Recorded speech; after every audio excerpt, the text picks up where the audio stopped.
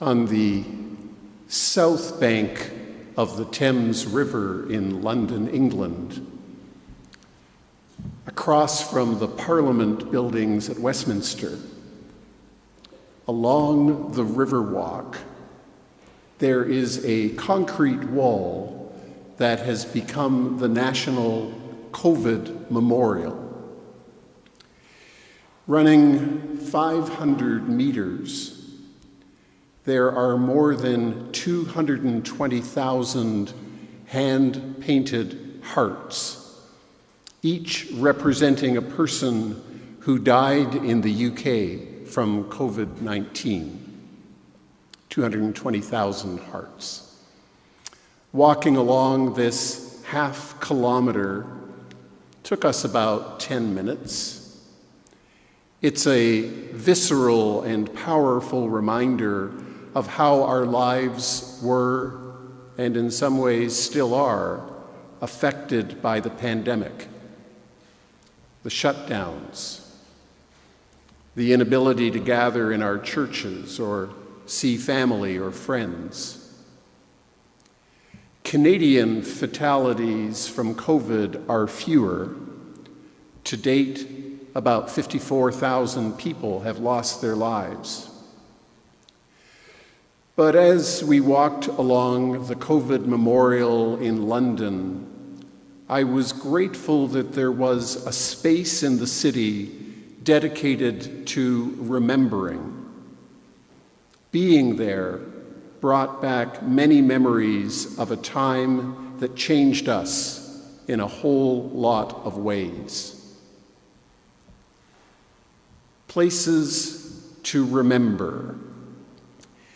It's appropriate that there is a Remembrance Day service here at St. John's because this church was built as a memorial church. Consecrated in 1949, just after the end of the Second War, its purpose was to stand as a memorial, honoring all Vancouver's sons and daughters who answered the call to serve their country. Dominating the interior of this memorial church is the lunette-shaped stained glass window on the south side, dedicated in 1951 by Bishop Godfrey Gower. He dedicated it in memory, loving memory, of all those who fell in the world wars in service of their country. It's a striking piece of stained glass art, designed by Yvonne Williams, in her time, one of Canada's most respected stained glass artists. And looking at it, you can see clearly depicted a close relationship between church and country.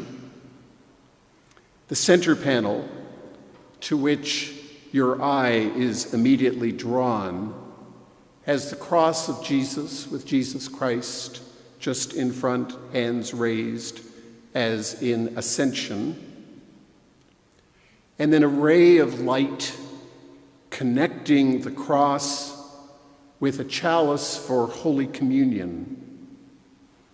Two figures kneel beside the chalice, a dove flying upwards, and the words, "Lift up your hearts," connecting the chalice and the figure of Christ.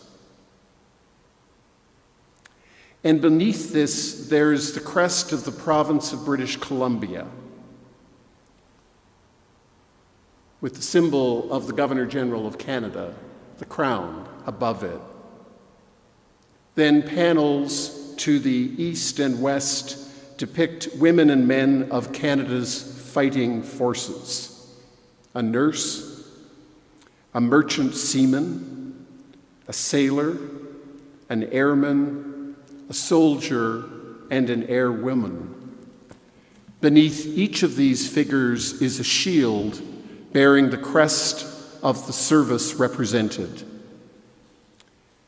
And spanning the whole window, the base of the whole window, is this text. We build not temples unto martyrs as unto gods, but memorials unto dead men, whose spirits with God all are living.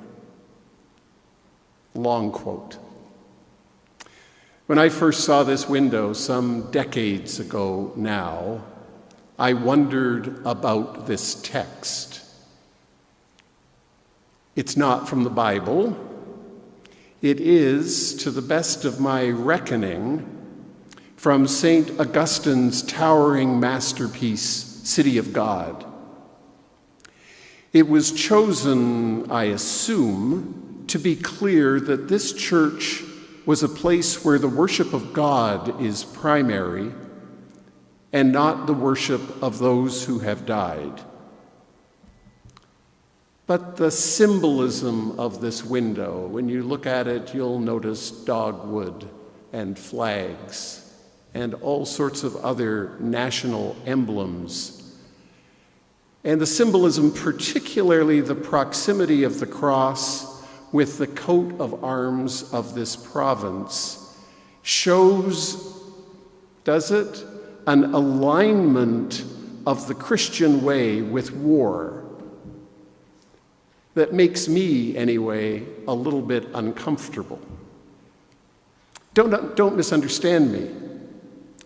Our endurance through the recent pandemic pales in comparison with the impact of the 2 world wars. The numbers tell the story. World War I, the so-called war to end all wars, lasted for 4 years, from 1914 to 1918, with casualties estimated to be 10 million military dead, 7 million civilian deaths, 21 million injured, and 7.7 million missing or imprisoned. The Second World War, 6 years in duration from 1939 to 1945, resulted in over 60 million people killed, including 13 to 20 million from war-related disease and famine. Many of those killed in those wars were young people from this city, from this community, from this church. Their names will be read, those from this church, a little later. Staggering numbers. And the impact of those deaths, the sheer number of losses, and the post-war related psychological impact on veterans and the families of the bereaved cannot be overestimated.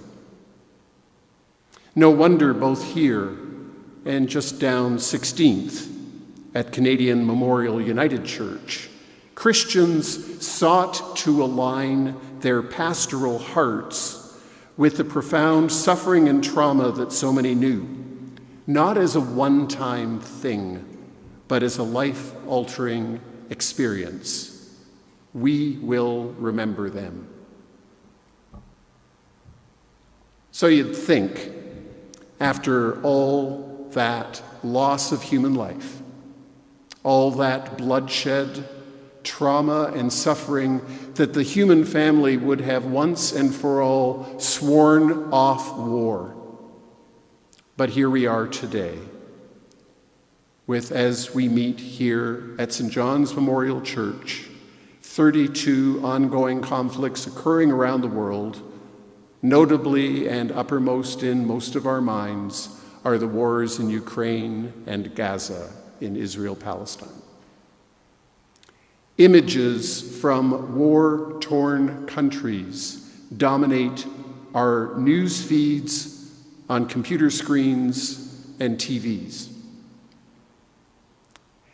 It's so painful to witness the suffering of innocent people particularly, children and families especially, that all confess to turning away frequently, not being able to absorb or even look again at the suffering that happens day after day after day all over the earth.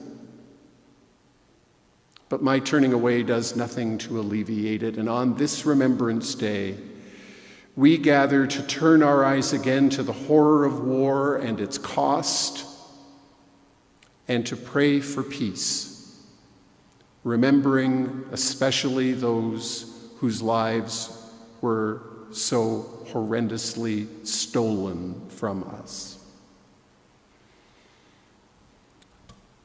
There's an awkward relationship between Christian faith and war. Through the world wars, 1 and 2, churches in this country and indeed around the world provided safe spaces for people who had loved ones in military service. History records the large number of church funerals or memorials for those killed in action and those who were lost. We can understand why churches, particularly Anglican churches, became places where military colors and national flags were hung to honor those who made the supreme sacrifice. And we can understand how the church's theological alignment with values of freedom and human dignity, which were under such threat in the world wars through the rise of fascism, provided a rationale for the waging of war. But too often lost is the teaching of Jesus in the Sermon on the Mount, where he is crystal clear about how his followers are to regard those with whom we differ. But I say to you, love your enemies, Jesus said, and pray for those who persecute you, so that you can be children of your Father in heaven, who makes sunrise on the evil and on the good. And in the Beatitudes, he says very clearly, and without any qualification, blessed are the peacemakers, for they shall be called the children of God. Can there be any doubt that followers of Jesus must, in our hearts, be pacifists? In his book on peace, Thomas Merton, reflecting on the brutality and inhumanity of Auschwitz, argued that in order for something like the Holocaust to happen, a kind of arithmetic logic needs to prevail. Merton wrote this: "It is enough to affirm one basic principle. Anyone belonging to class X or nation Y or nation Z is to be regarded as subhuman and worthless, and consequently has no right to exist, and all the rest will follow without difficulty." Merton went on, "As long as this principle is easily available, as long as it is taken for granted, as long as it can be spread out on the front pages of newspapers at a moment's notice and accepted by all, we have no need of monsters. Ordinary policemen and good citizens will take care of everything."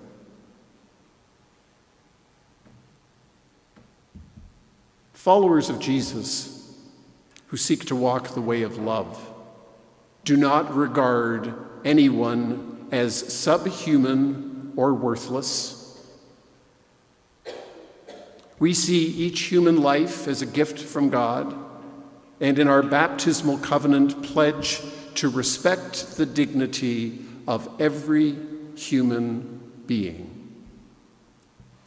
War is hell. It is not of God. It is an expression of human sin and separation, and its consequences are always tragic and unbearably sad. So we pause this day to remember the fallen, those who died, those whose bodies were never recovered, and those families whose loved ones were irrevocably changed, lest we forget.